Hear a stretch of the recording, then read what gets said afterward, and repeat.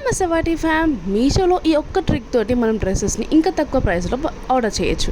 అదేలాగా ఈ వీడియో మొత్తం చూడండి, మీకు అర్థమవుతుంది. సో ఫస్ట్ మీషో ఓపెన్ చేసేసి మీకు నచ్చిన కేటగిరీ ఓపెన్ చేయండి. నేనైతే ఇక్కడ దుపట్టా సెట్స్ అయితే ఓపెన్ చేస్తాను. నార్మల్గా ఏం చేస్తారు, డ్రెస్సెస్ చూడగానే వెంటనే దాన్ని చూసేసి సైజ్ సెలెక్ట్ చేసుకొని ప్లీజ్ ఆర్డర్ చేసేస్తారు. అట్లా కాకుండా నేను చెప్పే ట్రిక్ తోటి వన్స్ ట్రై చేయండి, మనకు డ్రెస్సెస్ అయితే మరి ఇంకా తక్కువ ధరలో వస్తాయి.